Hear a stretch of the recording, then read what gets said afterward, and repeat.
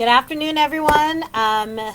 Hoping this is going to hit everyone's Facebook kind of feeds pretty soon. Oh, here we go. Good morning, everyone. Good afternoon, everyone. It's Marisol Garcia, current Vice President of the AEA, the Arizona Education Association. I just wanted to hop on here this evening to give you guys a couple of updates. Hopefully some of you are driving home, or you've left and you're having some iced tea or some lemonade with your colleagues, or you have headed home to enjoy this beautiful weather, almost sunset time. But I wanted to give you a couple updates on what's going on and just follow up from last week. If you recall, last week there was, we were kind of bringing to you some issues that we thought were really important, specifically issues regarding new funding formula that might be used, A, and B, the fact that once again the legislature wanted to speak about our lesson plans and why it was so important that parents, outsiders, the public sees everything that we do. We were a little bit concerned about that because it's always contextual. We know that.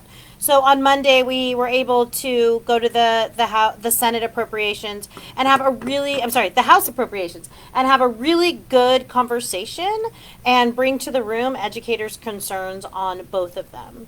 So I'm hoping that you saw our updates. We gave an update directly from the floor, right outside the Capitol, so that we could give you an idea of what was going on. But more importantly, we wanted to be able to follow up today and share. Unfortunately, both bills passed. That's what happens when you have a majority. They kind of make sure the votes are ready before it even comes to committee. So unfortunately, that did pass. The new funding stream or funding formula, which, by the way, AEA has been unable to meet with the author of that bill, Representative Michelle Udall. So that did pass. We still legitimately have massive concerns with that, mainly because,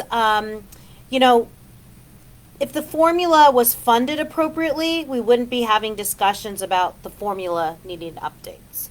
So what that means to me is if we would fund our students, if we would fund our special needs students at the way they need to be funded, if we would fund our second language learners the way they need to be funded, if we would fund the extracurricular activities, our arts programs, our theater programs, if we were able to do that, then we could have a conversation about why it's necessary to maybe redo the formula. But our focus is that we need to fund that.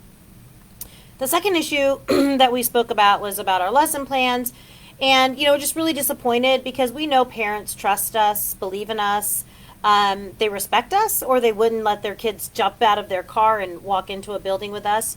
This is just a political conversation, a political ploy to try to splinter parents from teachers and from bus drivers and from crosswalk, those who do the crosswalk, or secretaries. Our parents trust us, so this is just politicians really wanting to be part of, a broader goal, which is to get reelected and control power. So that's kind of an update on those two bills. Unfortunately, this week there was also additional bills that were passed and or signed that will impact our students. The first one has to do with the teaching of honest and accurate history. That passed the Senate. That is just, again, further divide the country, further divide neighbor to neighbor, further divide parents, teachers, university workers, police officers, by just really not able to let us just talk about, how this country has gone through massive changes over the last, 300, 200, 400 years, this land. And let's talk about how it started, and let's talk about how it's evolved, and let's talk about our ancestors that lived here, and etc. And so unfortunately that bill passed, and so it's going to continue to be used as a political ploy to get people to vote for them. Some other bills that passed. Unfortunately, there were two pieces of legislation that were passed that are going to harm our trans students, which is alarming, I think, to me and those of us that have had trans students in our classrooms, who we every day try to make them feel loved and cared for and seen. Unfortunately, the governor chose to sign a bill that limits their freedom and just really separates them and doesn't make them feel seen. So that passed. There's also some voting piece of legislation, which is to limit voting to force people to come up with IDs that a lot of folks don't have.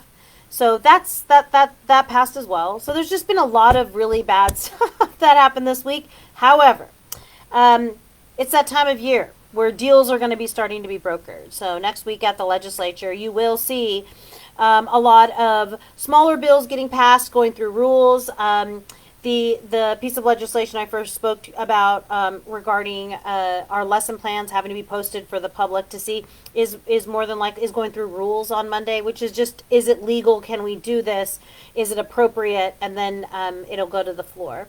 But over the next few days, you're really going to hear about deals being made and lines being drawn on budgetary items, or even more so on policy items that are going to run really quickly close to budget.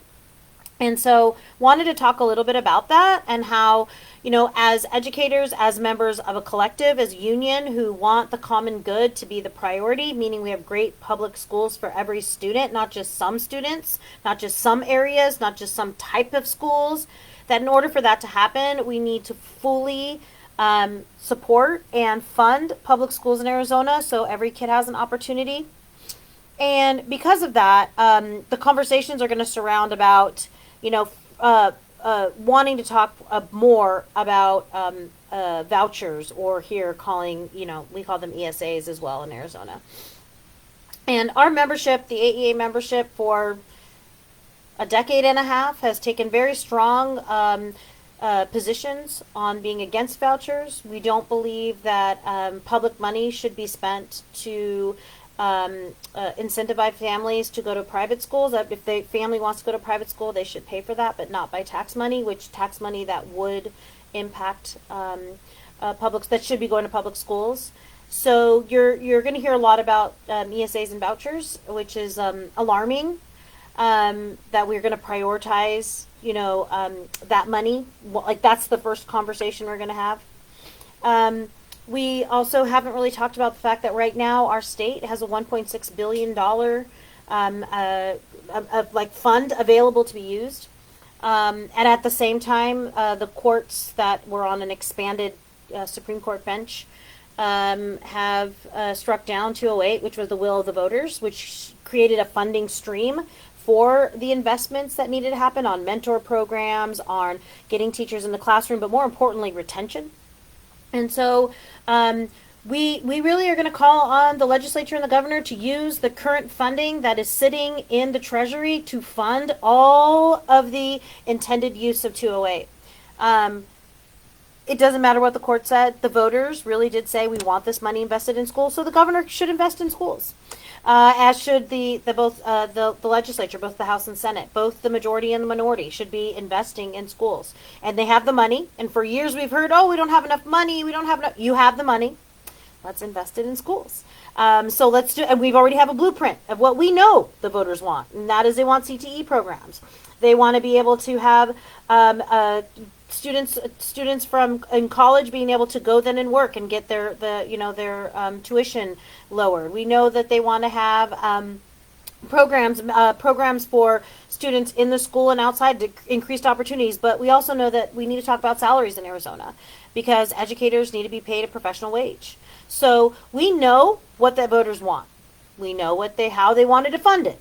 Now, the legislature doesn't agree with how they wanted to fund it, and so they want to try something different. And let's do this. Let's use the money that's available to fund our schools. And let's not make deals on the backs of our students. More importantly, let's not make deals on the backs of our most vulnerable students, those living in poverty, those who deserve to have great public schools, those who deserve to have equity and opportunities available to them, and why a lot of their families, choose to either move to this country or move to Arizona for a job opportunity, but knowing that they may have to, kind of work 2 or 3 years in order to provide for their family appropriately. Let's fund those kids. Let's see what happens when we fund those kids. Imagine what we could do. So I wanted to share just kind of those just ideas in the back of your head, thinking about the broader understanding of us and how we can all do well and not have winners and losers. We actually just want to make sure that every kid has an opportunity. I'm sure you all agree with that in your classroom. You want every kid to do well and not just a couple. So take a chance and be thoughtful and think about, when we're moving forward and budget comes around and they start pigeonholing us and saying things out in the media like, oh, well, we're going to do this, but it's only a small group of people that be hurt. It's a larger conversation that we need to have.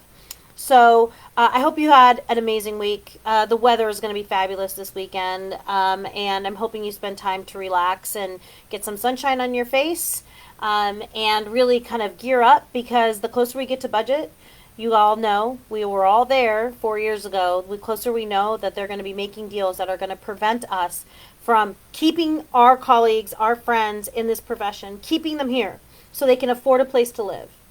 And then having the resources to provide excellent education opportunities to our students. But then also to be treated with the dignity and respect we deserve. It's going to come down to that. And over the next few weeks, we're going to keep updating you and letting you know how you can be part of those conversations, and more importantly, how you can be part of action to make changes through our legislature, but more importantly at your local level. Hope you all had a great week. Have a great weekend, and we will talk soon. Thanks.